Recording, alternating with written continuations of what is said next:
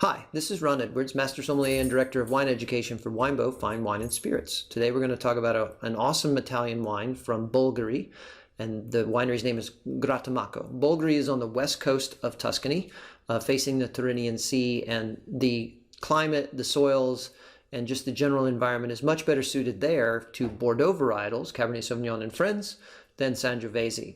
Grattamacco lives into this, and their reputation is stellar. Today we're going to taste Grattamacco Bulgari Rosso 2019. It's 50% Cabernet Sauvignon, 20% Merlot, 20% Cabernet Franc, and 10% Sangiovese. That Sangiovese inclusion is what sets Grattamacco apart from its neighbors. They generally don't use Sangiovese, but they keep a little bit in the blend all the time, and they really like the results, and I can't disagree with them. The results of these wines are normally fabulous. So let's find out what it's about, and we'll go from there. So it's really an interesting mix of ripe black forest fruit and tart forest fruit. So it starts off with this black plum, blackberry note. Then it gets a little less ripe, and you start to sense some blueberry. There's a little undertone of like black raspberry as well in the initial part of the nose.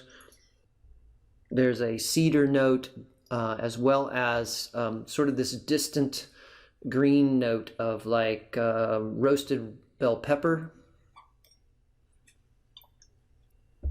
There's a sort of a damp earth, forest, or not forest, but farm soil kind of aroma profile.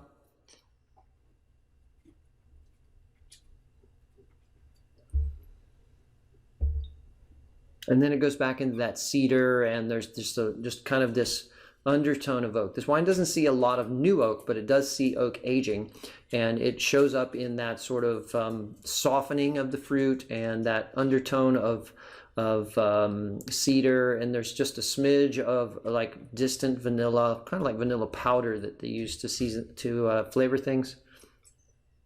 And what's coming up now is this really beautiful coffee note, which is probably coming from the oak as well. And right after that, just came up to me now, is a violet floral note. So let's taste it and see how much of that shows up. Okay, just have to express texture here and initial impression, because this wine is both powerful and refreshing. It's really this kind of halfway point for me between the impact I expect out of West Coast U.S. Cabernet Sauvignon, perhaps Washington State more so than California, but it has the refreshing, mouth-watering side of Bordeaux. So really interesting initial impressions. The tannins on this wine are very present. There's a good solid grip on this wine that really would like to have some red meat to sort of tone it down a little bit. It'd be absolutely fabulous with lamb chops. Then after that, when that settles in a little bit, the fruits come back, and it's black raspberry and fresh blackberry. The blueberry comes through very clearly, and there's now a fresh black currant note that wasn't really in the nose so much that I'm catching. And then it finishes off with this really red fruit, which I assume is coming from the Sangiovese primarily, which is red raspberry, almost red currant. Let's go to a second sip and start thinking about the herbs and things that we smelled in the nose. Okay, so I like the idea of that coffee note. It's like fresh ground coffee is coming, like the smell in the air, and then you taste it on your palate. There's a bitter chocolate note. Both of those are probably related to oak. And then after that comes that roasted red pepper, distant bell pepper meets, say, sage, and then the cedar is following that, and then it cycles back to the fruit again.